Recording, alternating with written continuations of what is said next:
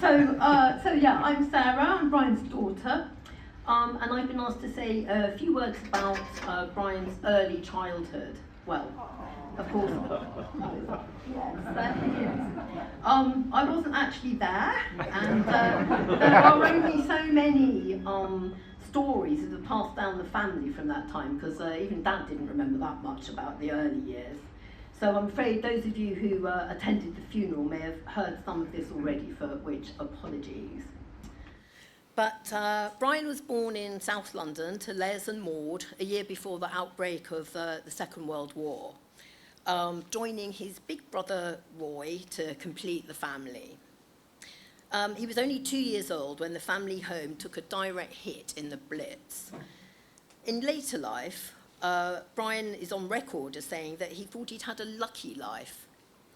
Well, I'm not sure it's everyone's idea of good luck to be bombed and left with absolutely nothing but the clothes on your back. But in Dad's view, A, it was lucky it wasn't towards the end of the war when the bombs were so much bigger and would have taken out the garden shelter as well as the house. And B, it was lucky he was even in the shelter to start with. Dad had asthma all his life on and off, and as a baby, he sometimes spent the night in the house with his grandfather instead of in the damp shelter.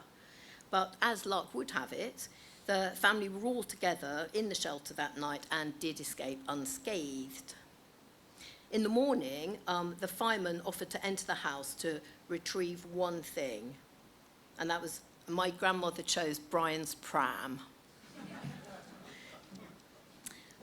It's pretty hard to imagine picking yourself up from that and, literally making everything up from that sort of flat start. But my very resourceful grandfather, faced with the challenge of delivering Christmas for his young and now homeless family, wrote a poem. I should say he wasn't a poet, he was an advertising executive, so don't get expectations too high. But he illustrated it, printed it, and gave it to his friends and family, and I am going to read it to you. So, Christmas 1940. Scattered rooftops, shattered panes, tumbled brickwork, broken frames, hanging doorways, swinging gates, burnt out furniture, broken plates, thingamajigs that meant a lot, thought out plans, gone to pot, sentimental pieces, memos of the past, all wiped out with a single blast.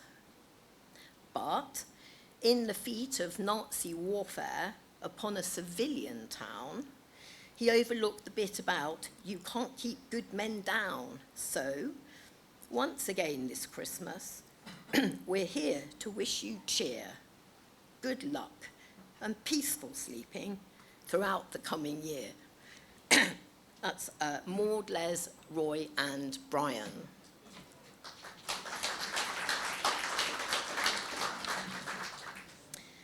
It was shortly after that Brian's father, Les, joined the Royal Navy, and Maud took the boys out of London.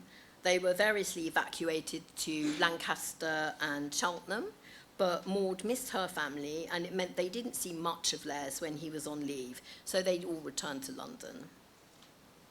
Towards the end of the war, Brian started at Rosendale Road Primary School in Dulwich.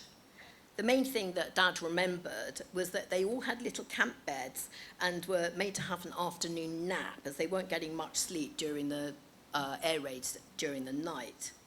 All the other children messed around, but Brian absolutely loved his nap. And I think that's something that stuck with him throughout his life. There's sort of one famous family holiday when Brian got out of the car in a lay-by on a French motorway, lay down flat on his back on a picnic table and just went to sleep.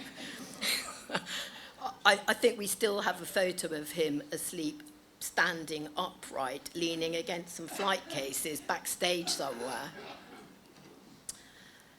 But after the war, Brian's father returned from the Navy and resumed his job, as I say, as an advertising executive. He was working for a big US company on St. Martin's Lane. Family life returned to normal, and Dad seemed to have a really happy, comfortable, unremarkable childhood. He was reminiscing just last year about the many happy hours he'd spent playing on the old bomb sites with a friend called Bobby Hassel. And it was during this post-war period that the extended family enjoyed holidays in the West Country, cream teas, beer gardens, beach cricket, all that kind of thing. I think Brian's love of a bucket and spade holiday endured, and so despite all the exotic travel that he did, probably with most of you guys, he was never happier really than building an enormous and highly over-engineered sandcastle, first with us kids on the Isle of Wight, and then again as a grandfather in Dorset. And at 11, Brian started at Allane's, and I'm going to let others pick up the story from there. But I would just say that he always said that his brother Roy was the clever one, and that Dad, only got in because Roy was already there. But I think we know Dad was pretty smart, and he was actually tremendously knowledgeable and always very interested in so many things, always wanted to understand everything. It was a bit of a nightmare going to a gallery or a museum with him, as he would insist on reading every single thing about every single object. In more recent years, I'd take him to the exhibitions in a wheelchair, and you'd have thought I've had some agency over what we looked at, as I was doing the pushing and steering, but no. If I tried to literally cut a corner, he'd insist we go back, as I'd missed a bit. The summer exhibition at the Royal Academy was the worst, as you know, they packed the art right up to the rafters. Every year we'd come out and we'd conclude that it was the same old shit as last year. I don't know why we bother. But somehow we always did. And I think Dad just didn't want to be defeated. And it was this determination to sort of know more and do more that really kept him going.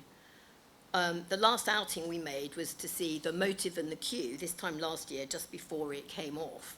For those who don't know it, it's a play about putting on a play, and it's all set backstage.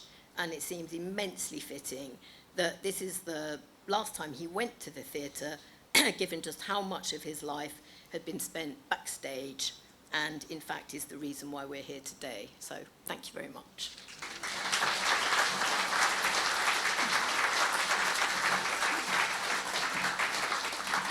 Sarah and Matt, thank you. I'm the aforementioned Chris Smith, so hello, and as Matt said, welcome. You're very welcome. And particularly nice to see Liz sat here in the front row. I don't know whether, Liz, you remember, a few years ago I came to yours lovely flat in Ealing for lunch, and you looked at me across the kitchen table and said, you know, I often wondered what happened to that boy aged 16. Well, Liz, here I am, 60 years on from that young boy you remembered, to be your guide through this celebration, and that's really what it is, celebration of Brian's life. So without more ado, let's move on and hear next from Richard Hampton. Now, Richard, his voice was the first ever to be heard on the stage at our National Theatre when it opened in 1963. So here with his memories of Brian, Richard Hampton. The story that we've started continues at Alleyne's School, Townley Road, London SE22.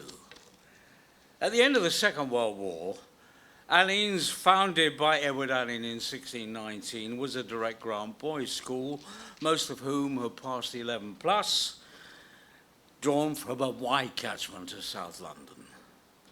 The staff were a motley crew, some teachers all their lives, many who had served during the war. Miss Wicks had been in the French resistance, Ken Spring in the London bomb disposal squad, to be later captured by the Japanese in Malaya and left for dead at the side of the road. And not forgetting Michael Croft, who had crashed a Spitfire and then joined the Royal Navy.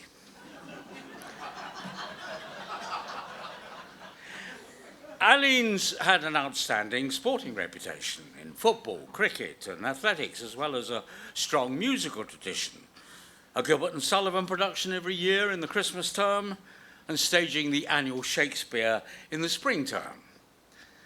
Believe it or not, before Michael Croft joined the school in 1950, the Shakespeare productions were directed by a committee of masters, each taking an act each direct. Before reading English at Keble College, Oxford, Mike had had a short career as an actor.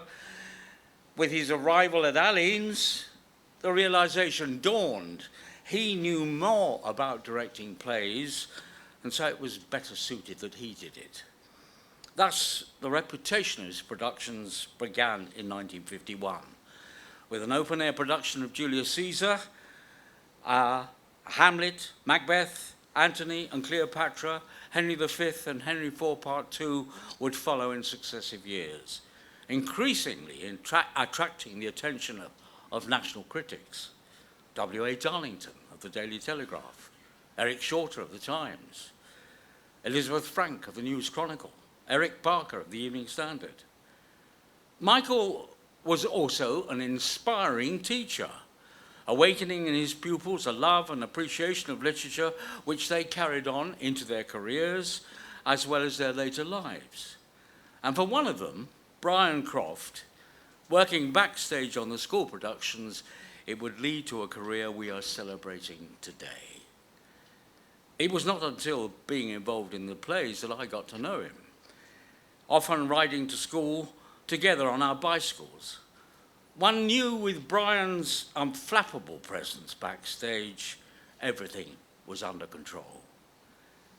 Having earlier written a bestseller, Spare the Rod, Michael Croft's publishers, Longmans, prevailed on him to give up teaching, and he staged in his last production at Alleyne's Henry IV Part II in the autumn of 1955. He created a company of 250 from a school of 1,000, involving boys from all over the school. And the growing feeling as the last night approached was, why can't you go on doing this? Why does it have to stop? Michael felt it too. And in the early months of 1956, he endeavored to raise support. But funds were not forthcoming. Eventually, he decided it was now or never before the team he had created dispersed to other careers and national service. And he decided to finance the first youth theatre production himself, Henry V at the Toynbee Hall, Aldgate East, in September 1956. After stage managing that production, Brian trained at the Bristol Old Vic School, going on to a professional career with Tomorrow's Audience, the Marlowe Canterbury, the Shakespeare Memorial Theatre Stratford-upon-Avon, and the Shaw Theatre, amongst others, remaining ever close to the youth theatre. Support for the youth theatre slowly began to grow. Productions followed in Manchester and the Edinburgh Festival, and the breakthrough which would put the youth theatre on the map, enabling for the first time a cast to be drawn from all over the country, came with the invitation from Dorothy and Leonard Elmshurst to stage Hamlet at Dartington Hall, Devon, in the spring of 1959. On the Sunday following the last night, a small group of us went with Michael to thank and say goodbye to the Elmshursts. Dorothy, a soft-spoken American soap millionairess, as we sat with her in the medieval hall, she said, "This production has to go on. But I don't know many people in the theatre anymore. I only know tenants."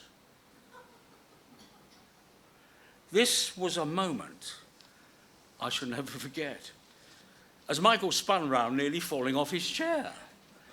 Tenants were the biggest theatre owners in the West End. It transpired Dorothy owned the Queen's Theatre, Shaftesbury Avenue.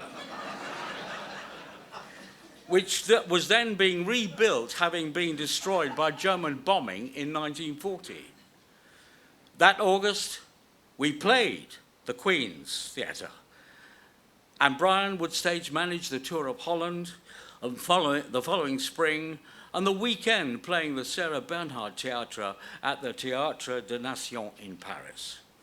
His steadying hand would see the youth theatre at the Queen's again in 1960, when girls at last joined the company, with a modern production of Julius Caesar that would tour Italy, and when Liz, who Brian had met earlier, took over the role of Portia. Richard II and Henry IV Part II would see the last hurrah of the 1956 Aldgate Company at the Apollo Theatre, Shaftesbury Avenue, in 1961. Brian, celebrating with all of us the creation of the youth theatre and going on to be an invaluable member of the council.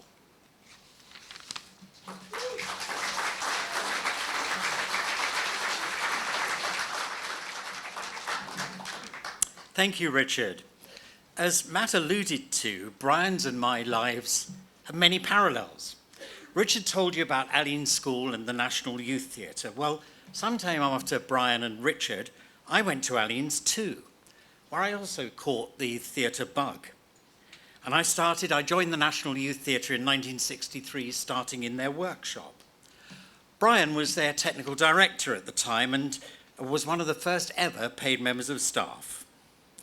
In 1965, at the Old Vic, which was then the home of our National Theatre at the time, the NYT had been invited to stage a season of plays, and I stage managed a production of Antony and Cleopatra with somebody called, a young actress called Helen Mirren, in the lead role. I was the 16-year-old that Liz remembered, and I was terrified, not of Helen Mirren, but of actually pressing the button to start the show, because it was a technically very complex production, and we never actually managed a full run-through before the first night. And I was almost sick as I called for beginners on stage, please, with Brian standing next to me in the prompt corner. As I called for the house lights to fade, I remember that Brian squeezed my arm, whispered good luck, and slid off into the darkness of the wings. That small gesture gave me the space to do my own thing. It was a measure of how Brian was. He was there in support if needed. After the production, I was offered a job as an assistant stage manager at the National, but my parents wouldn't let me leave school and take up the offer. Well, I was pretty fed up about this and thought, I've got to approach this a different way. And I hit on the idea of asking Brian to sell the idea of me going to a drama school to my father, particularly alien because, as Liz remembered before we started today, my father was a pharmacist and worlds away from the theatre or anything else to do with the arts. So Brian and Liz came to my home for a meal, and Liz says that she vividly remembers my mother's trifle. I've got the recipe, Liz, if you... Brian, who was normally so reliable and supportive throughout, though, rather let me down because he was supposed to help sell the idea. And as they left, Brian and Liz, he said to my father, "Don't let him do it." Well, that was disappointing, but nevertheless, although that probably lodged in my father's head, and he really didn't consider I ever got myself a proper job, I followed in Brian's footsteps and went to the Bristol Old Vic Theatre School, where we both did the technical course. Brian left Bristol and, as you've heard, worked at Perth, Canterbury Reps, with the Royal Shakespeare Company, Joan Littlewood at East 15, before returning to the National Youth Theatre. After Bristol, I worked with several London theatre companies before Brian's and my paths merged again. Brian had got itchy feet and moved on from the NYT to the Institute of Contemporary Arts, and for the next 2 years, I sat in Brian's seat as the NYT's technical director, until he returned as a production manager for the NYT's professional company, which had just been set up at the Shaw Theatre, not too far from here. And I joined him and the company as the stage and company manager. It was a very exciting period for a couple of years. And indeed, there was an excellent revival, amongst other things that we staged, of The Long, the Short and the Tall. Now, before that production opened, I arrived early at the theatre one morning to find Brian, who was unhappy with his first go at lighting the production, had got Dan, who sadly, as you've heard, can't be with us today, he was then aged 8, to sit on the lighting control board as Brian relit it. Brian was a perfectionist. We both left the shore, me to go to BBC Television and Brian to work with John Brown, and more of that in a bit. But after a few years, I left the BBC and I did some work with John and Brian's fledgling company, ESP Lighting, which John will tell you about in just a moment. On a tour with Cat Stevens, I sat next to Brian as he drove one of Edwin Shirley's first ever trucks, and I honestly can't remember if it was the bread van or the electricity company van, but it was a 3-tonner carrying the lighting and the stage equipment. Now, Brian had a technique. It was the middle of winter, February, I believe, and the truck wasn't terribly good at starting, and EST, as they were called, the trucking company, didn't have a sort of backup service. So Brian used to shout and swear at the truck to get it started. Time passed, Brian headed off to the 1976 Rolling Stones tour, and once again I kept his seat warm for him, standing in as ESP's production manager until he came back. Now, each time I deputised for Brian, I realised what a difficult act he was to follow. He made it look so easy and effortless, and of course it wasn't. That's just the way he made it look. I count myself very lucky to have worked with him and be able to call him a friend. After a period of limited contact, I was pleased that we re-established our friendship when a few years ago I made a podcast about the early days of ESP Lighting, and I was able to settle back, listen to, and record Brian's stories, illustrating what he described to me as a great life. Well, that was all well and good, but editing was an absolute nightmare with deciding what to leave out and what to include. So, without more ado, in an effort not to leave anything out, it's time to hear more about Brian at the ICA, ESP Lighting, and with a fledgling band called the Rolling Stones. John Brown and Roy Lamb are going to introduce you to a bunch of Brian's friends and colleagues from those days.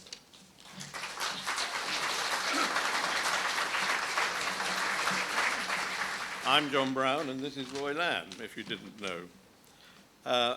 I first met Brian at my interview for the for the National Youth Theatre in 1964. Over a period of 60 years, he was first my mentor, then my boss, business partner at ESP, and a great friend, who later encouraged me to lose a lot of money as a theatrical agent. And we also attempted to see all the musicals in the West End. Sadly, an endeavour stopped by COVID. But we did decide that the new production of Les Mis was the best we saw. I spent 2 fantastic summers at the National Youth Theatre in 65 and 66, and in fact lit one of the performances with Helen Mirren. But this story begins in 1968. Brian invited me to join him at the Institute of Contemporary Art, where he was hired to bring the new gallery in the mall on stream. Brian was a technical director. This was the end of the swinging 60s, and the ICA was a very exciting place to work. We had many technical challenges as we dealt with exhibitions and later performances. Brian's skill with scaffolding and Dexian came in very handy. Brian oversaw the production of all the exhibitions, including Cybernetic Serendipity, which in 1969 explored the area where art and technology meet. It was technically crazy and a complete ordeal to keep operating, but this was due to the limitations of the technology at the time, because this was 10 years before the personal computer. Here we have a picture of Brian at the ICA with Mario Amaya, who was the curator of the first exhibition that was called The Obsessive Image. I have a very strong memory of this because it contained works by the most important contemporary artists, including Picasso. Hanging fine art was a new experience for all of us, especially paintings probably worth millions. So we were very careful. But unfortunately, when Brian and a gallery technician were adding a batten to the back of a Picasso, they managed to put a screw through the front of the painting. I remember it to this day. It was a heart-stopping moment, but you'll be relieved to know that there are very clever people who can repair paintings, and it was repaired. The second illustration of my speech is, of course, Brian and Jim Morrison. This is really to illustrate that in 1968, Brian had no idea which direction his life was going to take in the years to come. The Doors and Jefferson Airplane were on a European tour, and the Doors held a press conference at the ICA. In the photo, you can see a somewhat bemused Brian looking at Jim Morrison. "Who are all these people?" he asked me. It was also at the ICA that Brian and I joined forces with Alison Robertson to form our light show, Extrasensory Projections. Although our early work was to provide light shows to the total astonishment of good socialist Brian for posh upper-class dances, we soon began to get more serious work with a few gigs at Oxford Poly, where once we found ourselves the only lighting for The Who, with Brian using a Rank Aldis projector as a follow spot. Lose my place here. This is the only picture that exists in the world of ESP, of extrasensory projections, and we believe that's the nice, possibly at Oxford. If it is Keith Emerson can't be out of the picture, but anyway. I remember, with respect to Emerson, Lake and Palmer, because we did a concert at the ICA with Keith Emerson, that John Peel said of Emerson, Lake and Palmer that they were a waste of electricity.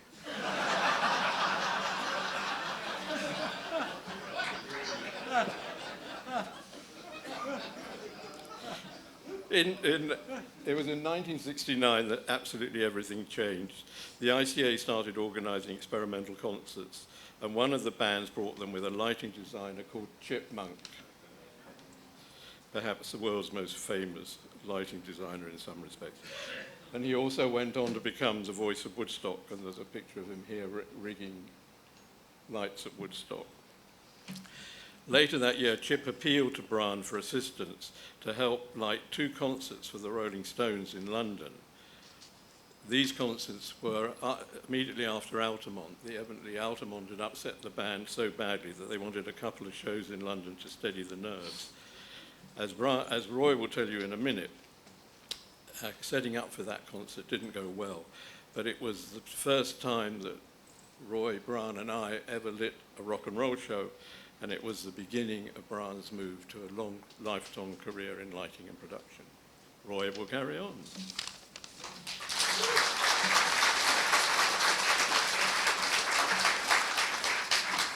Thank you, John. It was the summer of 1969, but I wasn't working for Brian Adams yet. The head of English at my school suggested that I enrolled in the MIT for the summer before going to university, so I thought, why not? Little did I know how that would affect the rest of my life. I ended up running the lighting desk for Brian on the MIT Macbeth at the Roundhouse and Zigga-Zagga at the Janetta Cochrane in summer of '69. And Brian must have thought I was useful. So much to my parents' chagrin, he persuaded me to forego my uni course to be an economist and join him as gallery tech at the ICA with John, and one of the original workers at ESP Lighting. Throughout my time with him, he was a constant mentor and teacher, always looking on the positive side. And he instilled in me the work ethic that guided me through the rest of my career. There is no I in team, and the show must go on.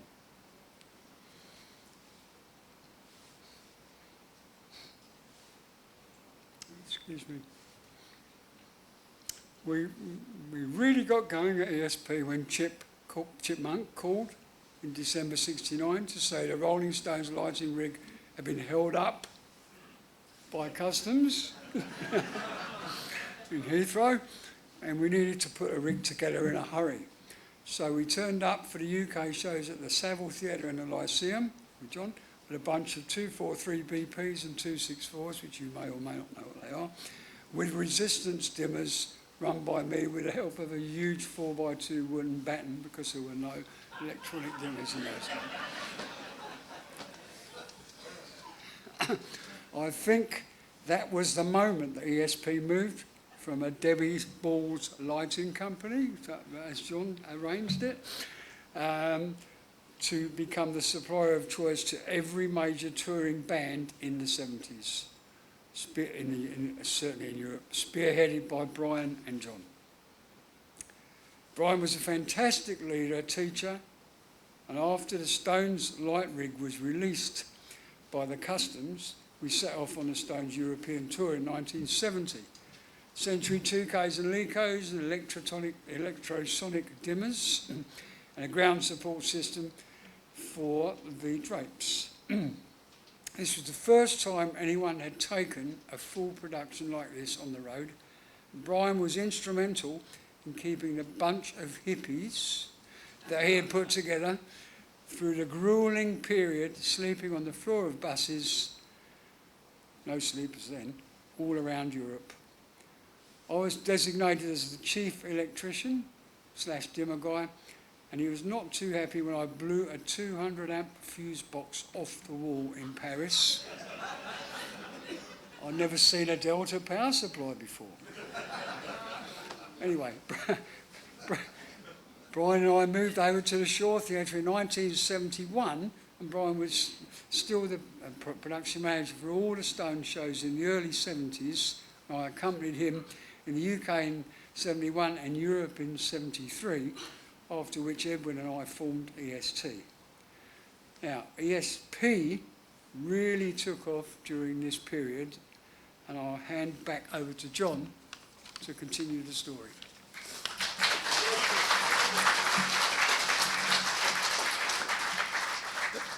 As Roy said, there was a 71 UK Rolling Stones tour, and Chip put together a package that included dimmers, lights, and some heavy metal towers that Brian had made by Hall Staging, as there were no chain hoist, genies, or Vermets lifts in those days.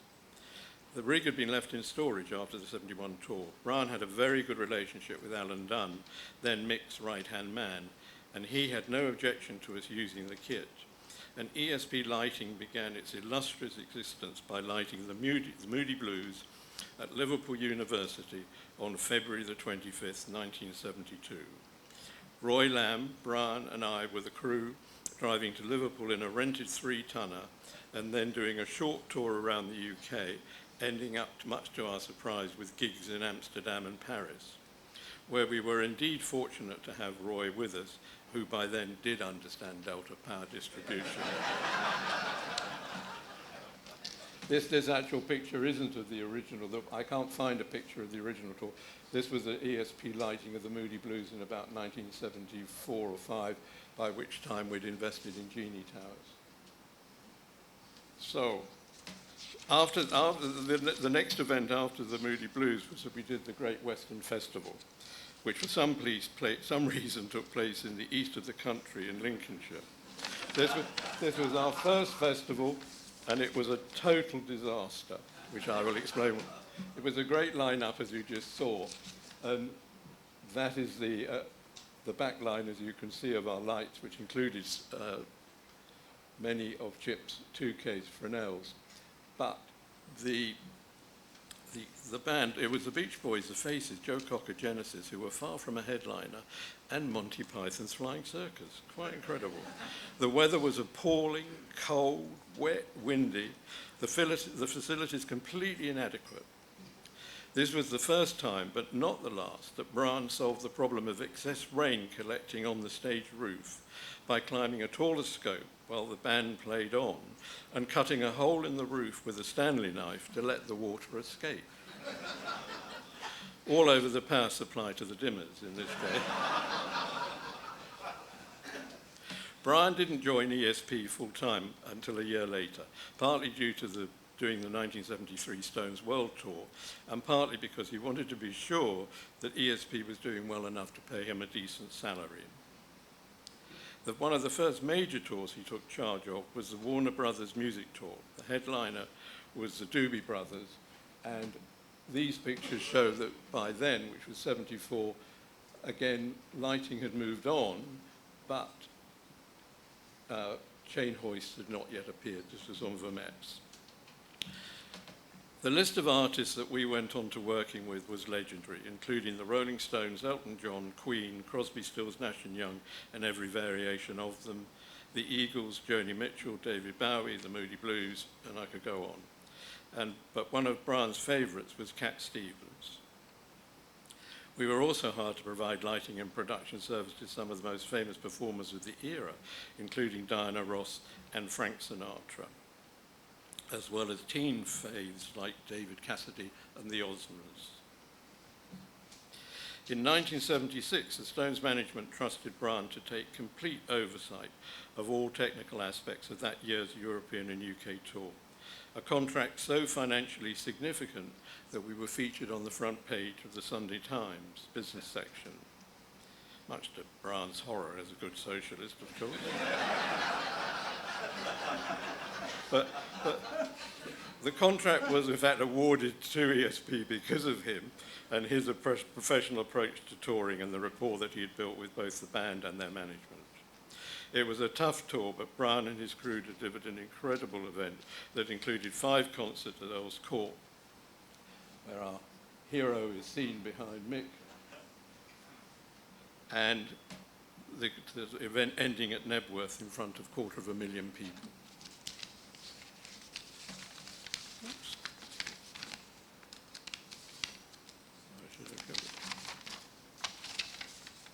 The last major tour that ESP did in 1977 came about again because Brian had been, the band in question, a Swedish band, had been very impressed by the Stones tour of the previous year, and they wanted Brian's support for their first tour. So the ABBA sign was built in our warehouse in Glassell Street in Blackfriars, and the band was so ordinary that Brian would often drive them to and fro rehearsals at Shepperton in his family car. During the 5 years of ESP, we provided light and production services to more than 60 major acts and over 1,000, maybe 1,500 concerts, until the business was merged with Ricky Farr's Electrosound and Tom Field Associates in Boston, but that's another story. ESP's success would not have been possible without Brian bringing his maturity to the company, as well as the skills he had honed in the world of theatre and from his time at the NYT, an ability to mentor and encourage our young crew members to deliver extraordinary results. And finally, we must never forget his extraordinary funny anecdotes that brightened every day. Management by humour, a wonderful skill. Thank you.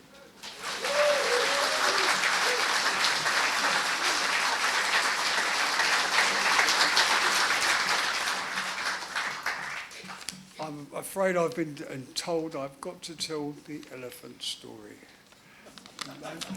This has been talked about for years and years and years and years by various different people, Patrick and other people, but 1975 US tour, Independence Day, 4th of July, Mick Jagger said he wanted to ride an elephant draped in a US flag on the stage. Okay, so Brian and I got together and we managed to find a baby elephant and a baby, I mean baby is baby, and a mahout from a local circus. The stage was reinforced with various structures underneath to stop the elephant falling through the stage. And we built a big platform so that an elephant could be lifted on a forklift up to the stage level. Gaffer tape, as you all know what gaffer tape is, a gaffer tape line was put around the stage showing where the supports were. So the elephant could only walk along the line where the gaffer tape was, otherwise he would have fallen through the stage. So we rehearsed it a couple of times, everything was great. Then the band arrived, and I'm going to say this word by word. Liz, I apologise if you like this, but when Mr. Keith Richards found out about this plan, he said, "That fucking elephant goes on stage over my dead body." So that gag was cancelled. Brian was really pissed off because we put a lot of work into putting it all together. But that was it. That was the end of it. Okay. Nevertheless, the show went ahead. It was one of the better ones of the tour. This is 1975. Brian was the voice of reason throughout all those years that I spent with him with the Stones, and somehow managed the egos of Mick and Keith to ensure that most of the shows went faultlessly. Most. Except on a few occasions when all the band were playing different songs. Nothing to do with Brian. So, time to pass on to Robin Elias for his memories as from the 1976 Euro tour. I was relegated to truck driver and left Brian to his own devices. Thank you. Robin Elias.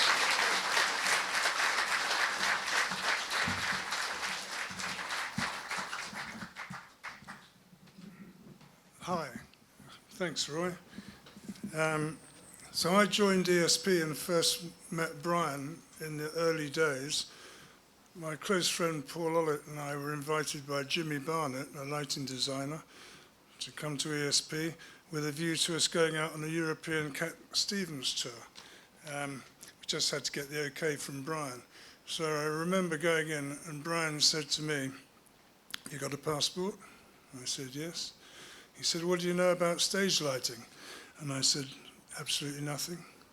And he said, "How long have you spent out there with Jimmy Barnett just now?" I said, "Hour and a half." And he said, "Did he lose his temper with you?" And I said, "No." He said, "You leave tomorrow at 10 o'clock in the morning." And we did. So my feet didn't touch the ground for about 10 years, one tour after another. And Brian was a sort of mentoring figure during all that time. I started off as a lighting person and then became a rigger. The hot spots for me were the Rolling Stones tours. I remember the first one, which were the ones that Brian was on the road with us.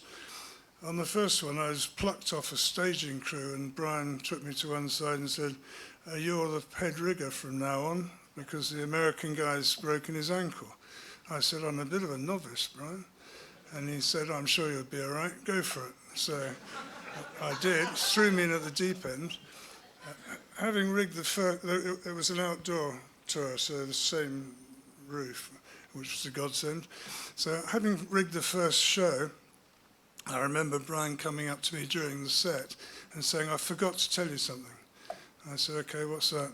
He said, "There's a cherry picker parked in front of the stage, and for the encore, I want you to drive it, pick up Mick from the wings when he's singing Satisfaction, swoop him over the audience and put him in the centre of the stage."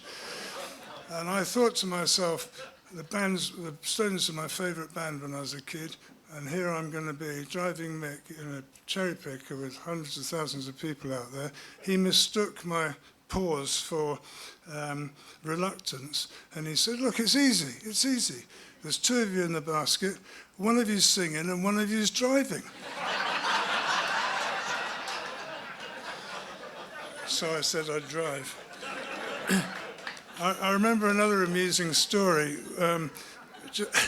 Just having finished de-rigging one of these Rolling Stones tours in Holland, and Brian turned up on site with Keith's Bentley and said, "Keith wants you to drive his Bentley to the next gig, guys." Right.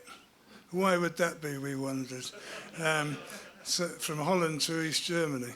So anyway, after we'd packed the trucks, we took the car apart, searching for anything untoward. Didn't find a thing. Put it all back together, and just as we put the last panel on, Brian turned up on site again, waving a duffel bag, saying, "Keith forgot to put this in the car, guys."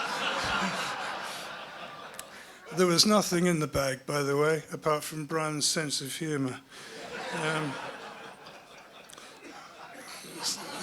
Just to wind us up, that was. So life on the road was very tough. It was hard work, not much sleep, endless challenges and problems to solve. It was a sort of nomadic lifestyle. The crew developed a real camaraderie. We all helped each other, but we had a fantastic time. I remember that Brian, a really fatherly figure, had this ability to maintain a positive attitude, his fantastic sense of humour, always coming up with amusing stories to help you through, always with a smile on his face. A lovely, lovely man, loved and respected by everybody.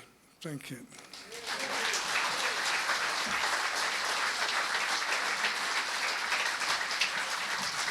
That's all right. Hello, my name is Frank Andrews, and I also worked at ESP during the early years. I remember the second tour I did for ESP was a Yes tour, and at that time I knew very little about lighting. I was assigned to work a spotlight on John Anderson, the singer, and he actually interviewed me before the show to check that I knew what to do. And my job was to open on him in a slow fade headshot from complete blackout. Now this is prone with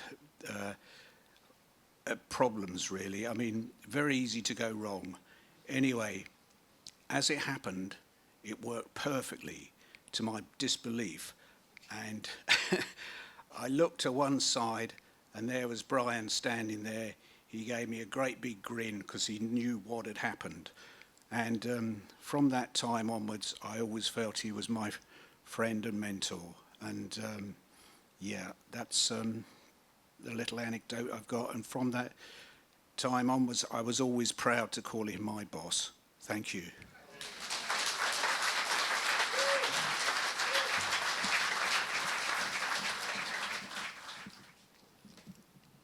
Evening all. Of course, there's a lot of you out there. Blimey. Okay, so I'm Bob Birch.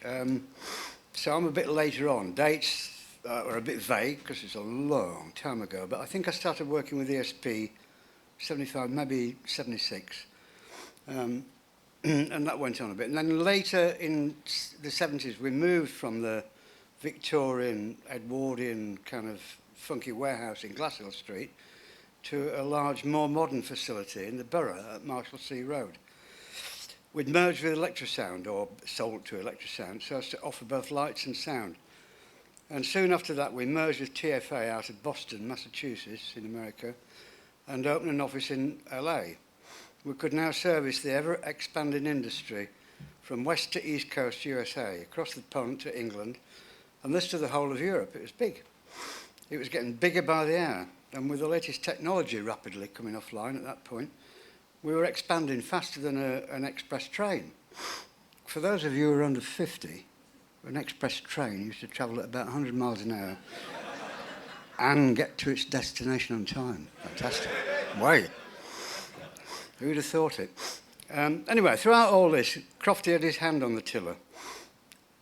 The water was seldom very calm, but he always had his eye on the update of infrastructure. But his greatest attention was focused on the fabulous blend of music and theatrical effects. He was never happier than when involved with the production of a large theatrical act such as the Rolling Stones, Queen, ABBA. But he never ignored the smaller bands, up and coming, such as the Tubes, right, yeah? Perhaps with much smaller budgets, however. No wonder he was dubbed the godfather of rock and roll. He was a joy to work for and a joy to work with. And so a short anecdote on the latter. Sometimes late 70s, we picked up an act from Los Angeles, David Soul.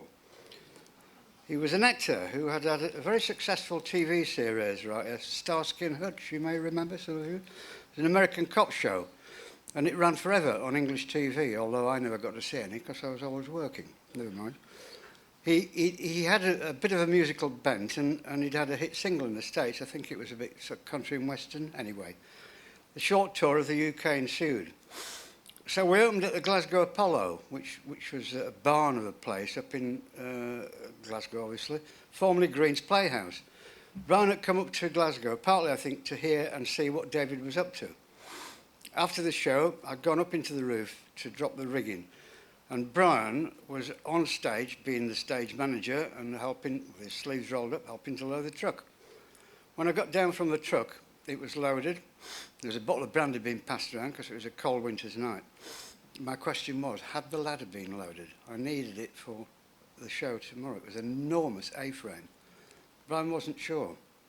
Truck door was locked. The driver had nipped off for a fish supper from the corner shop. So we got back into the venue, only to find the ladder at the back of the stage, the screen flown in, and I think it was taxi driver in Chinese being shown to a bunch of Chinese punters. Not many. Dock door was locked and there was no backstage staff around. What to do? We explored every angle. There was no way to get the ladder off stage apart from upend the ladder, steer it round the pillar on the screen, drop it across the stage in front of the screen, offer it from the stage down to the auditorium, which was a 14-foot drop. It was huge. Scamper down the ladder and out through the front of house. Robin's comment was Laurel and Hardy. It certainly was. You had to have been there, but it was very, very funny. So, anyway, all the world's a stage, eh, Brian? What a lovely, funny, funny man. Thank you.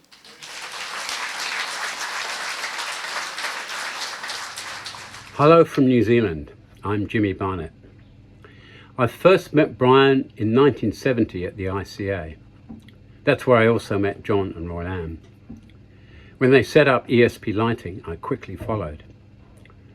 The first gig I remember working on with Brian was Bardney Festival in 1972.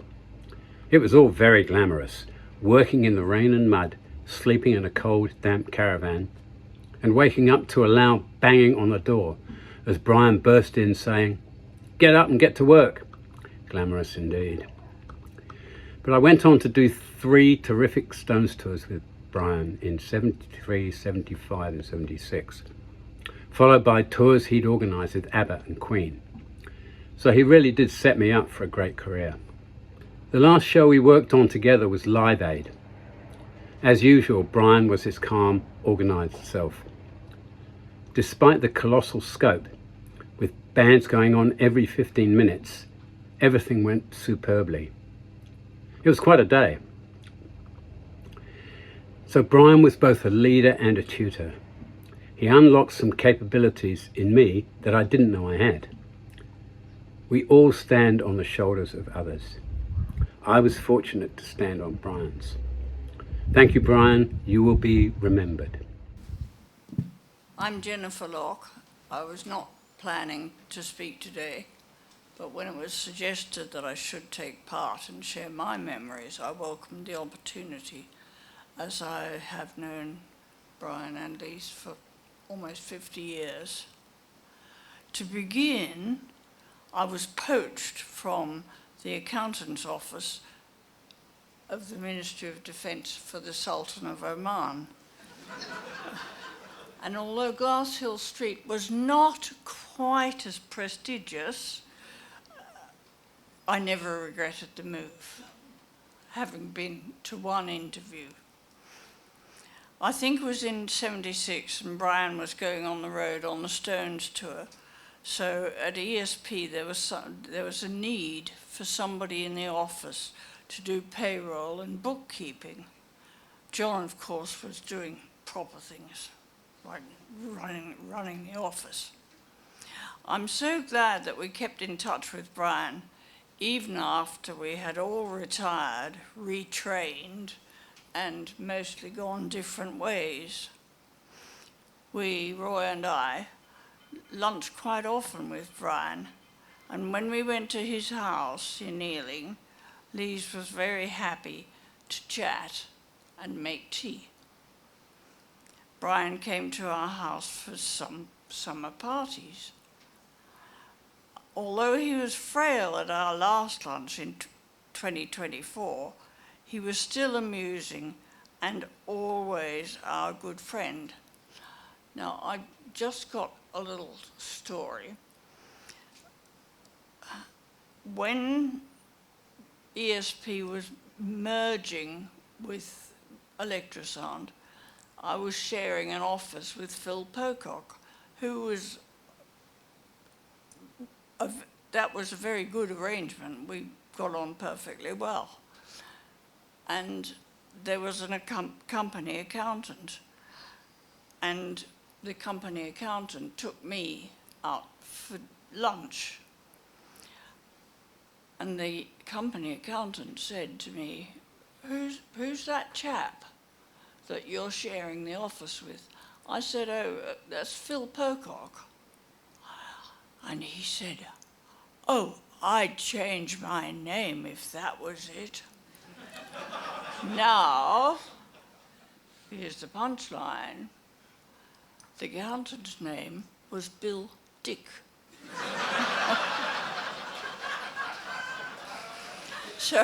So I got back to the office and told Brian this, and he just about fell off his chair. So he was wonderful. So thank you very much, Brian. Thank you, Liz.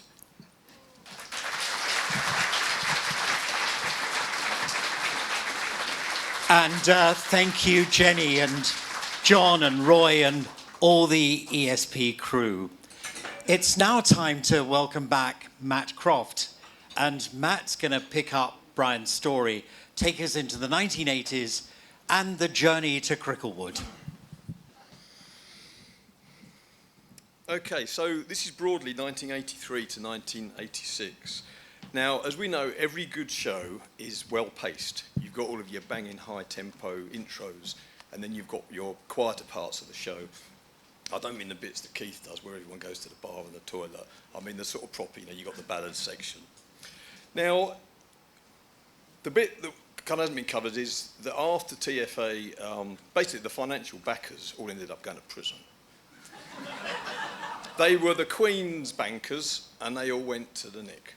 And there's a whole nother wonderful range of stories of Dad hanging out with the special fraud squad and grassing them all up and stuff. But anyway, in a nutshell, he had lost his he'd lost his total control of running the show, which, as we know, is what he not only was enjoys, what he was very, very good at. So what you had was a whole series of changes that were going on now. Dan and Sarah had pretty much left home. Well, they were getting busy. But I was always doing stuff in the school holidays when I was heading off to university. And every time I'd go to the sweep up, the school holidays, and it'd be like, I'll come into the office, the warehouse mat, sweep the floor, paint the truss black, paint it white, paint it black again, paint it white, whatever. Andrew will remember the stories there. It was a different building, it was a different name. It was Stage Sound, it was Blundell Street, it was Nine Elms, it was all over the place. It was a right old mismatch. And talking to John Cadbury yesterday, he was saying, yeah, it was. People came and went, and there was loads of intent to make it work, but it just somehow it wasn't kind of matching up. There was good people. Jerry Mott, he's here today. He came and went, and Simon Touchner came and went, and John Cadbury came and went, and I was consistently sweeping during the school holidays, and it was confused. Now, Dad, for someone who looked absolutely banging in a suit, especially with a tie, unlike that one, but that was the fashion at the time, to him the word suit was a straight-up term of abuse. It meant that you were a pain in the arse, you didn't know anything, you got in the way, you had all the wrong intentions, you had absolutely no experience, and the bloody suits were driving him mad. It was a sort of conglomerate of companies that John was explaining to me yesterday, John Cadbury, you had these different companies with different skills, and a lot of them had actually been competitors, so somehow this was trying to come together with a bunch of competing companies kind of working together, but ultimately owned by a bunch of people who just frankly didn't get Dad. They just didn't get it. But he's stuck in there. And that song, Street Fighting Man, that he had at the start of the funeral, that was nothing to do with him being a Stones fan. He hardly ever played the Stones music at home, but then he had me doing it for the whole family for a lifetime, so he didn't really need to. But the reason he had that there was because he really saw himself as a street fighter. As Sarah had said, direct bomb at the start of the Blitz. You know, Goering, Luftwaffe, they tried to take him out. That didn't work. As we'll hear later on, cancer, heart disease, that tried to take him out. That didn't work. The bankers, the suits, they tried to take him out. That didn't work. And when all of the punches had been thrown and the dust had settled, he was always the last man standing. And he described himself in later years as a real street fighter. Now, Brian's lean years, in the meantime, there was a real famine going on in East Africa, and then Bob Geldof and Midge Ure got wind of that, and then Harvey Goldsmith and Andy Schweck, and Jimmy was talking about Live Aid that was there. And again, John Cavery was trying to explain how, you know, it was a big event and lots of companies, lots of people all trying to pull together from different areas and, you know, potentially competing with each other. But Dad's very calm, guiding experience, you know, got them through that amazing day. And it was funny because I was 17 at the time. Dan did go, my brother, he did go and do a fodder spot there. But I was the one who was 17, and it's funny because Dad was a teenager. I remember him the night before, and he was getting all excited, and he was like, I'm going to go to bed tonight, I'll try and get some sleep. But, you know, he was like a guy on his first date, where he was like a sort of 4-year-old thinking that Santa was coming tomorrow. And it was so lovely to see, you know, that real passion that he had for doing that. So off he goes, and it all happens, and he makes it all work and everything. And the whole world will remember that moment when Freddie Mercury walked on stage. You know, it was amazing, wasn't it? You know, I'm not an person, obviously. He walks on, he's got the crown, he's got the whole thing. And then suddenly, a good intention but kind of funky show came together. And then suddenly you had a proper man doing a proper stadium show and properly working the audience. And he ignited the show, he reignited Queen's career. Jerry Stickles, Edwin Shirley, Brian, Sylvia's with us today, which is wonderful. And that led to the kind of magic tour that was after that. And so Brian had been being hassled by, you know, the suits, as he said. But he and, did we have the, I don't know if you had the photo, but there's a lovely photograph of Edwin and Jerry and Brian. And so they're all putting this together, and Edwin's sorting out the trucking, Dad's sorting out the lighting, Edwin's sorting out the staging, Brian's sorting out bits of pre-production and stuff. And it just reminded me that obviously there was the wonderful professional work that was going on, but there was also amazing friendship that was there. And, you know, when chips are down, the friends pull through professionally and personally. So the relevance of all that is they go out, they have a long lunch, and after the third, fourth bottle of expensive red, Jerry says, okay, well, obviously, you know, cut the crap, Brian, it's all getting sorted out. And this is Dad's impersonation of Jerry, not my impersonation of Jerry, because obviously I wasn't there. And so at the end of the meal, Dad's paying for it, and Jerry pulls out his checkbook, and he says, so, Crofty, you're going to like need an advance or something on this, aren't you? He said, I'll give you 100 grand now, and we'll talk about the rest of it later on. So Dad puts that in his pocket, goes back to the suits and says, well, I've got a world stadium tour and 100 grand, puts it down there, and they kind of went, all right, you've thrown the biggest punch, the street fighter has won, and we get it. As long as we leave you alone and you turn up with the money, you can go do whatever you want. So what we'll do, you're back to being the captain of the ship, and you can sail off over to the sunlit hills of Cricklewood, and you can go and do what you're going to do for the rest of the time over in Cricklewood.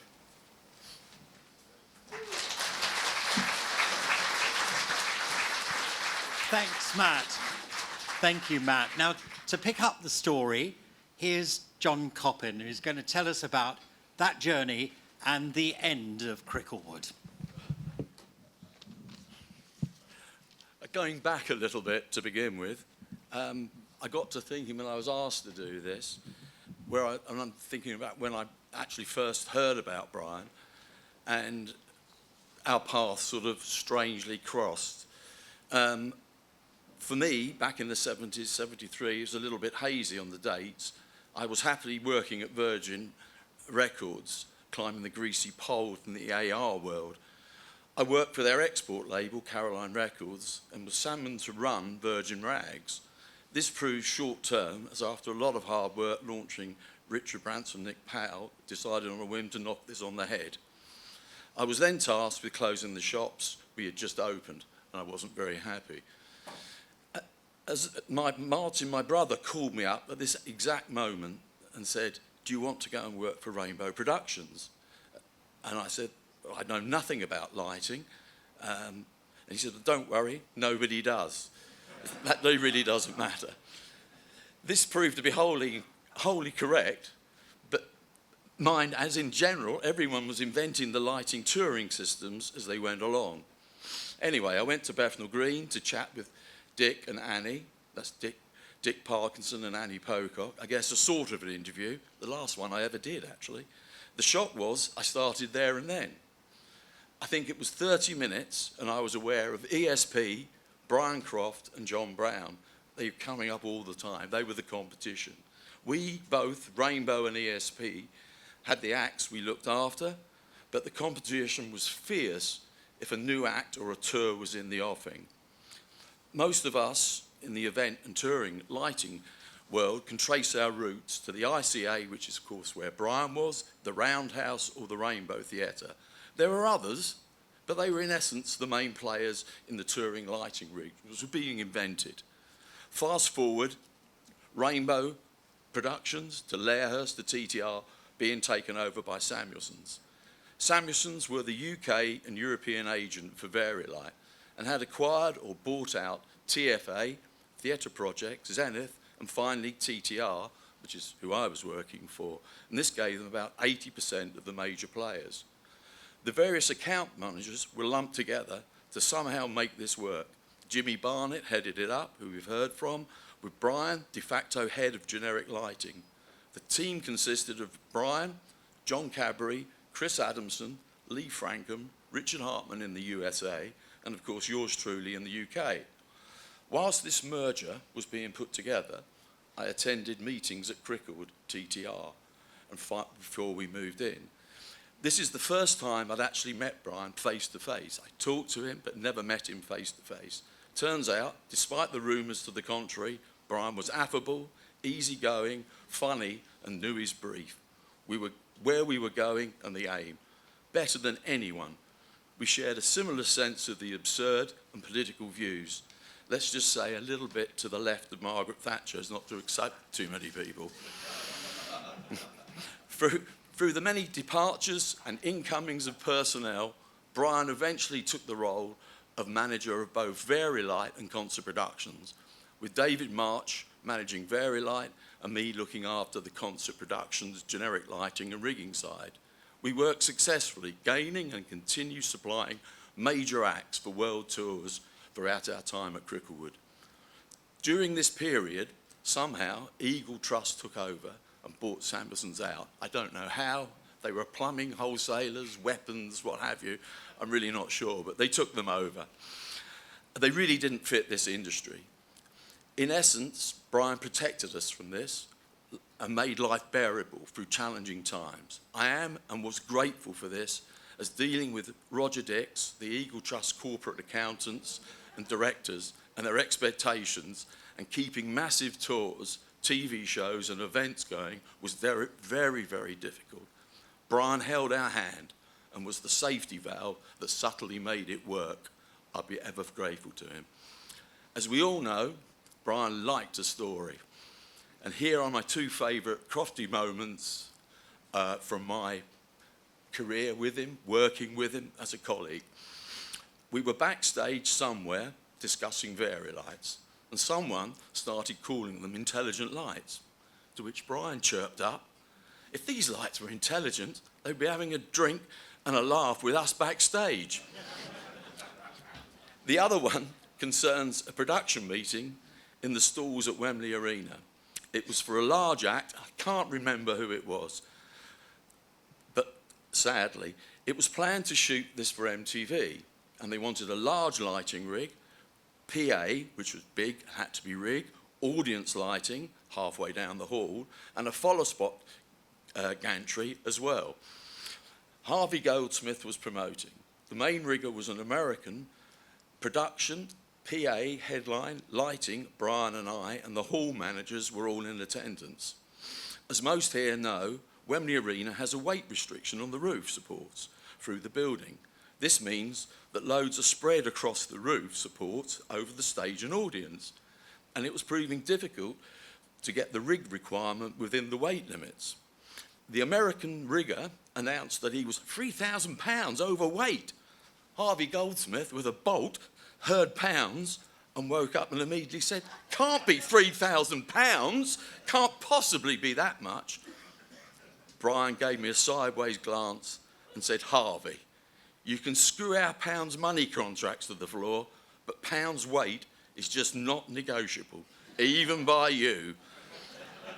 This sums up Brian, ever quick with the riposte. Over to Marco for the Greenford years in more detail, and a big thank you for Brian, being Brian, a true one-off and looking after us through those difficult years. Thank you very much.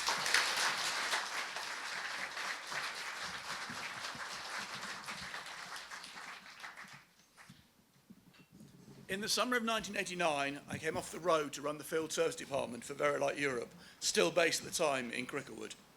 Brian was already in situ at the far end of the office, but at this point I had very little day-to-day contact with him. I had crossed paths with Brian before, both at Live Aid and Fashion Aid, but it was on the Barcelona Olympic flag handover event in 1988 when I got to witness the full Croft experience. Persuaded by Jerry Stickles to put his stage manager hat on for one last time, he was having a blast. And I think that set our tone for our subsequent working relationship. While we were all still at Cricklewood, the first VL4s arrived and promptly blew up, as did I. Brian apparently described one particular moment of mine during this period as a small nuclear explosion. Later that summer, we all moved to Greenford, and once we were settled in, Brian became both the general manager of Verilight Europe and my boss, and I became his problem. One of Brian's first tasks was to agree the contract with Verilight Inc. for the releasing of 1,000 VL5s. The amount had been set, just the terms needed agreement. The failure of the initial delivery of the VL4s weighed heavily on Brian. They had been destined for the first theatre show that Verilight was to do, albeit a musical, Miss Saigon. We were very concerned that we were trying to rent out a luminaire at the quarter of the price of anything else we had in the stock, and would only have a quarter of the budget to sort out the problems. The VL5 had to be 4 times more reliable than the VL2 for it to become a success, and Brian grasped the problem in a moment. Deep into the VL5 contract negotiations, Brian realised there was a basic technical specification that could be subverted. Asked to join the meeting, Brian asked me to lift off a load of technical requirements, all of which he knew the answer to. But in a matter of minutes, we had contractually obligated Verilight Inc. to properly test a VL5 before it went to production, and the VL5 became the most successful and reliable Verilight luminaire. I think that meeting was the point where I realised that underneath all the bonhomie, Brian was a very astute business person. When Brian became general manager in 1991, there were already a number of European partners in Spain, Germany and France. But under Brian's captaincy, this expanded to include Sweden, Austria and the Benelux countries. Just like Samuelson's had in 1984, companies like Showtech, EML and Benerice became franchise operators, splitting the revenue of the Verilight rentals between Verilight in America, Verilight in London and themselves. There were annual get-togethers in places like Lake Como, Verona and Bruges, as well as new product tours that were as much about bonding as they were about the new products. But change wasn't far away. The shareholders of Verilight Inc. had decided that in order to recover their investment, their best route was to float the company on NASDAQ. The Verilight franchise agreement with Samuelson's was due to run out in 1994, and the two sides were squaring up for a fight. Brian knew that the key to the success was the lease of the Greenford building. Eagle Trust, who had bought Samuelson's and then suffered a massive fraud by the CEO in 1989, yet another fraud, they were strapped for cash, and Verilight Europe was a cash cow.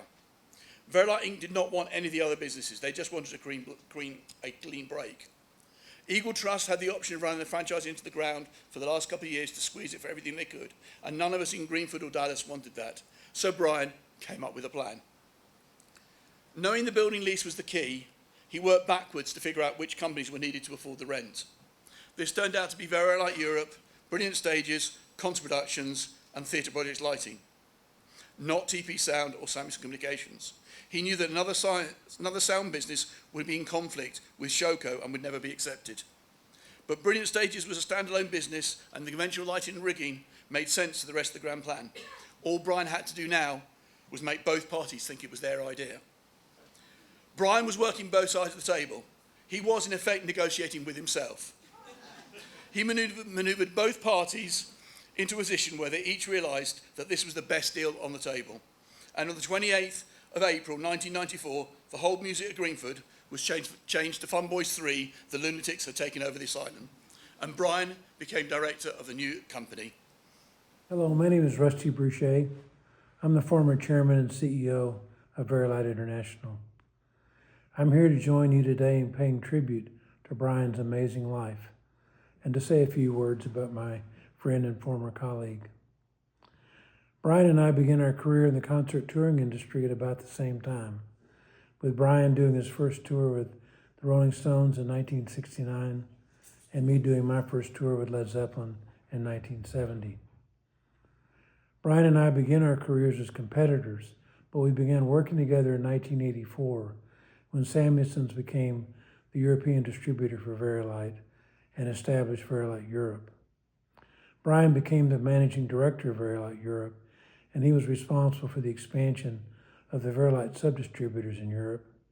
He was also responsible for the consolidation of theater projects, Brilliant Stages, and Verilight Europe into the new facility at Greenford in 1991. Brian not only was an expert in theater and theater production, but he was also a very skilled businessman, and he had a lot of experience in mergers and acquisitions because of his times with ESP Lighting and TFA Electrosound. So when Samuelson's was acquired by Eagle Trust, and a few years later Eagle Trust decided to sell all of the operations at Greenford, Brian expertly facilitated the negotiations for the sale of those companies to Verilight International. I really enjoyed my time working with Brian, and I will always remember his wit and his keen sense of humor. Brian loved a story and a good laugh. He was a very fine person who lived his life with integrity and purpose, and he will be missed by all. Thank you.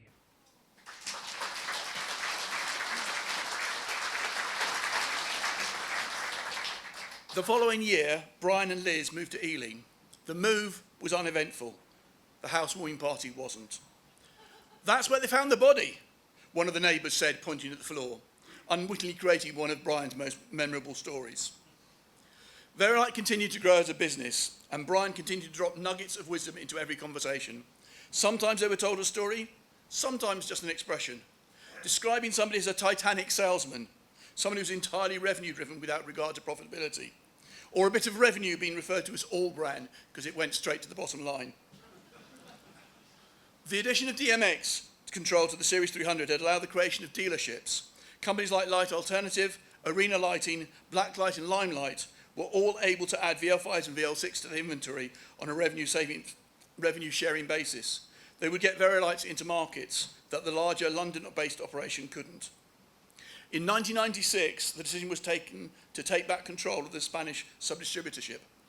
Problems had been brewing for a while, and like the Sammy's franchise in 1994, the Spanish deal was up for renewal. Part of the negotiations were that all the equipment was supposed to be returned in working order, and that was completely impractical. Somebody already knows the story out there. Brian negotiated a price based on our assessment of how much it would cost to repair what was broken and replace what was missing. And this needed to be agreed by the then owner of Verilight Spain franchise, and he was not going to let the last truck leave until he had his money. Except it did. We got the last of the gear onto Del Fitzpatrick's truck, and in a lapse of attention by the Spanish, Del drove off. I knew what this meant for the negotiations and had to deliver the news to Brian with not only a straight face, but in a way that the other side would not realise what had happened. Brian's poker face nearly slipped. He asked me to repeat what I'd just said and kindly turned back to the negotiating table with a hand now full of aces. We had a good night that night in the hotel bar. By 1997, Verilight Inc. was ready to be launched on NASDAQ. Brian felt it was a bad idea, that the figures were over-optimistic, and sadly he was to be proved right. After 6 months, the share price started to fall dramatically and costs needed to be cut. Fast. Profit was no longer enough. The share price was in free fall, credit lines being cut and loans being called in. It was the start of the end. The London office lost a lot of staff with redundancies, but Brian took it upon himself to tell the affected staff rather than to pass the buck. It might not be his fault, but it was his responsibility. By this point, Brian had been having health problems, and he once told me one of his regrets was not being more vocal in his opposition to the flotation.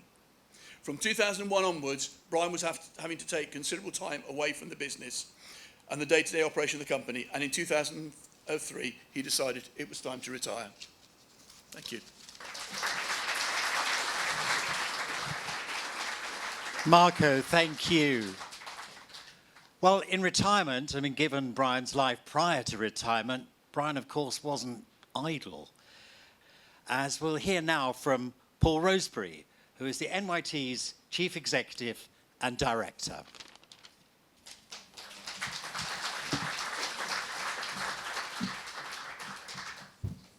I don't know what you're doing, but I love it every time you're here doing it.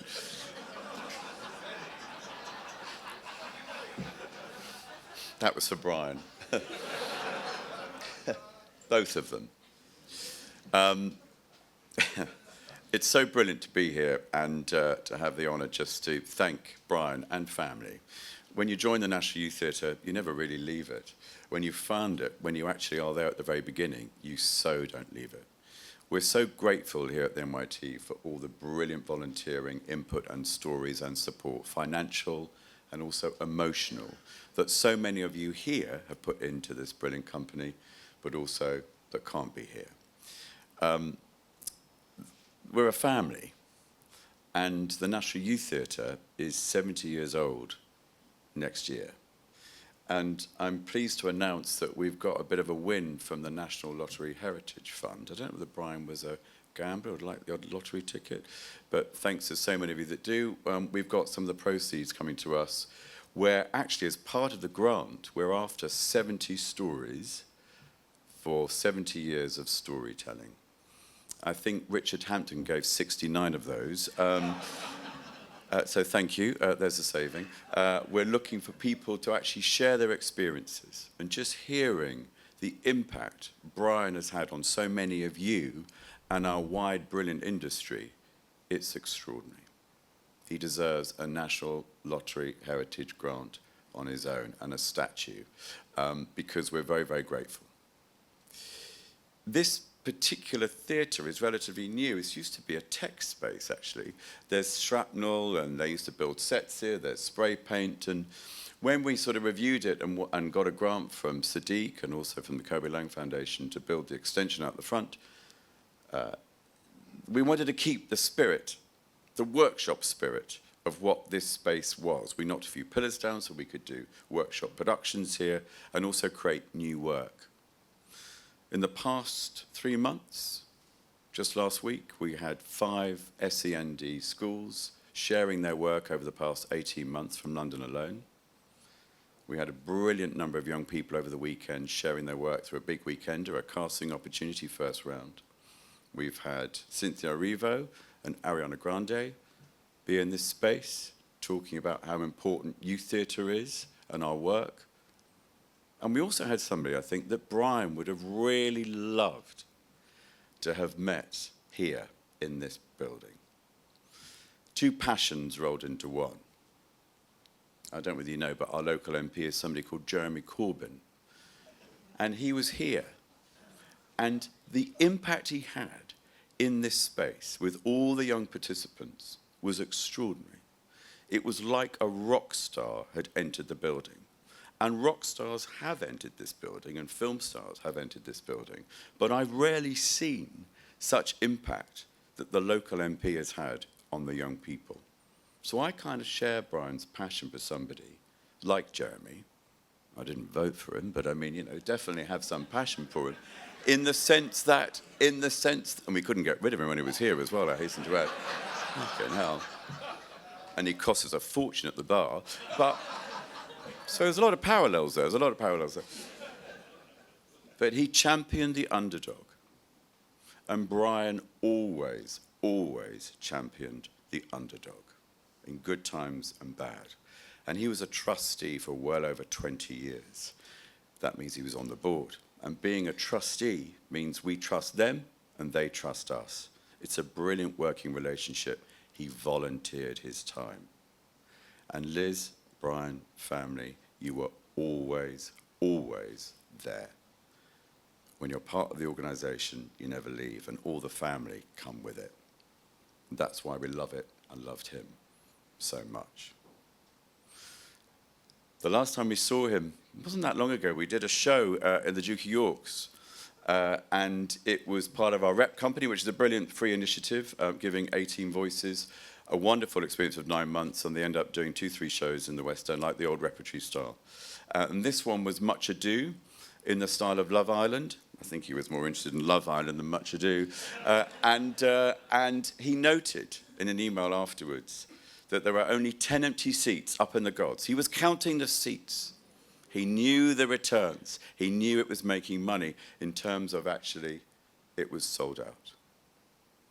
Whatever Brian did, he sold out in terms of people coming to see and support his work clearly, and also here in the company. We did a bit of digging today as well. We looked at another email. Many of you here who are brilliant supporters that are on the association. Brian was for many, many years. Esther, Diane, Howard, Piers, Rob. Wonderful to see you all. Of course, mentored many of you by Brian.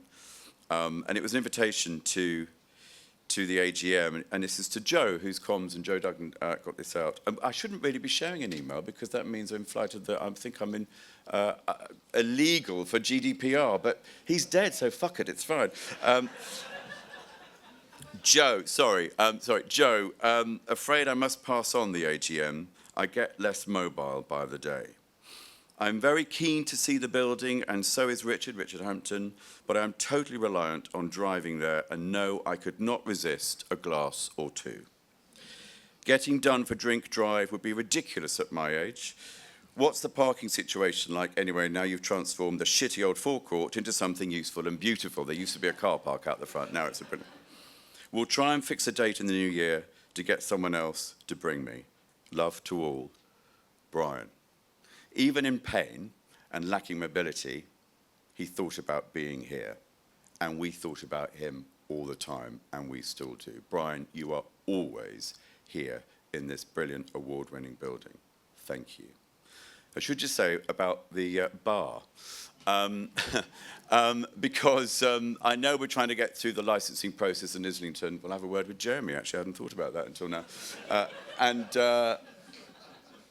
Local MPs for you. And essentially, I thought about it just now. I thought, you know, not just championing young people through the journey of their illustrious careers, but championing young people towards the bar. In so many ways, it was a conversation place. It was a place of support and friendship and laughter. I can hear Brian's cackle and the back row of many an AGM right now. And his support and love rings around this room and many others in this building. So thank you, thanks to your support. This is all in Brian Croft's name, the bar. Certainly is, all proceeds go to, as Matthew said.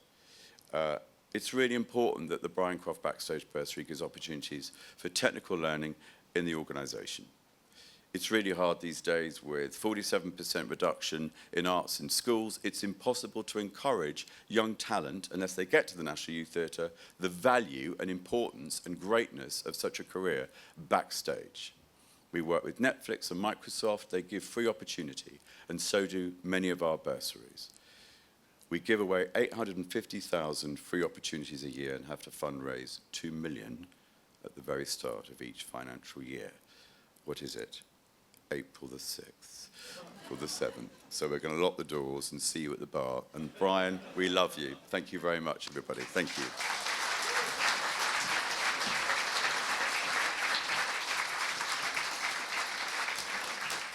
Well, Paul, thank you. And special thanks to Liz, Sarah, Matt, and Dan Croft, who, as you heard, can't be with us today, for their support, contributions, and the tolerance of Brian's old mates.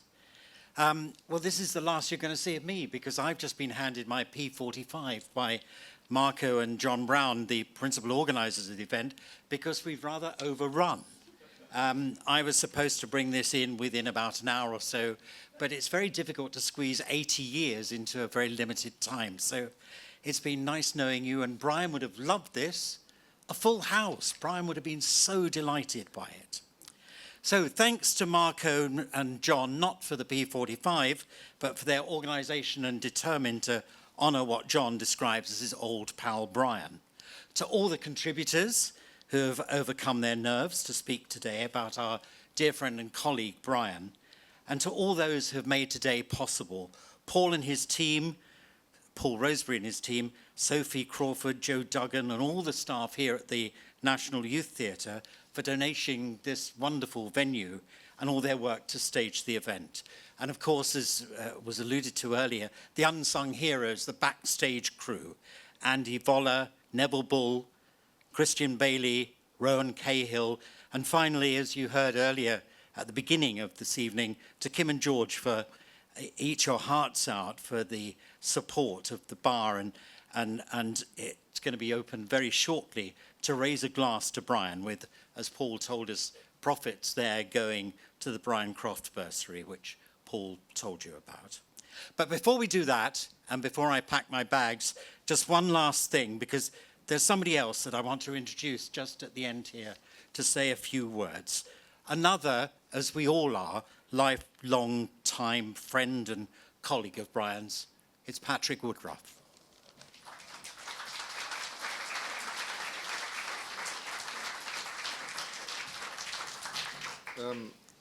Thank you, Chris, and thank you for looking after us so well. It tickles me that most of the stories from people here always start by saying, I knew nothing about lighting at all. And I think it just establishes that so many of us in the room today were responsible for building this industry, and it's amazing that we're all still here together in the name of Brian. And as Chris mentioned, thank you to Paul again and the National Youth Theatre for letting us know about the bursary that celebrates Brian's work, his reputation, his legacy, and recognises him very much as a teacher and a mentor, as he was to many of the people here in this room, and for which we're very grateful. I've always thought that the production business, of which we are collectively a part, makes us all a part of a sort of unofficial club, and it's a club with only one rule, and as we know, the rule is the show must go on. And all the amazing experiences that we've all shared putting on shows in far-flung places in the world and impossible circumstances have been driven by this singular belief that whatever the circumstances, however difficult it is, we're duty-bound to deliver a performance. And as, of course, Brian, as the de facto president of our club, always allowed us to live the experiences twice. Once in real time, then again as he relived his own version of the events in vivid colour. Most of Brian's stories somehow came back to this prime responsibility, regardless of the unpredictable weather, the lack of stagehands, the drunken stagehands, of the vagaries of neurotic pop stars and their impossibly demanding managers, of dodgy Spanish promoters, of dodgy Italian promoters, unreliable Dutch drug dealers, rioting Brazilian audiences, somehow against all the odds, and with both a considered morality and a huge sense of humour, Brian always managed to deliver the show. And that's not a bad metaphor for a life well lived. Brian was such a decent person with a love of his family. He had a thoughtful intelligence, a strong moral compass, good politics. He was passionate about his work, passionate about theatre, of which he knew so much. He was astute but fair in business.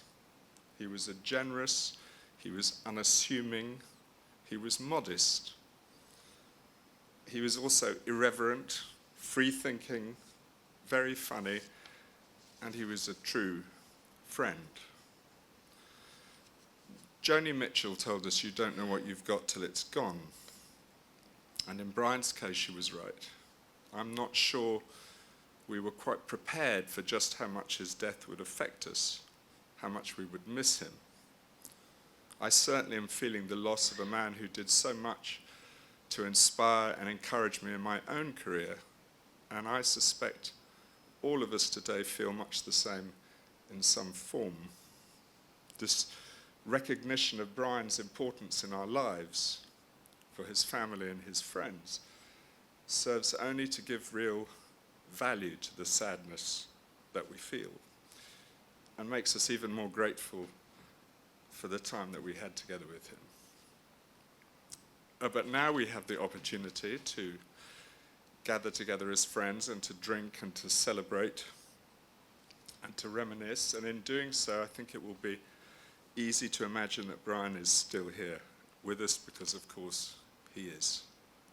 And I can think of no more fitting end to an evening, a memorial that's been so special today, is to give Brian what he deserves, which is of course a standing ovation. And that reads, so to Brian.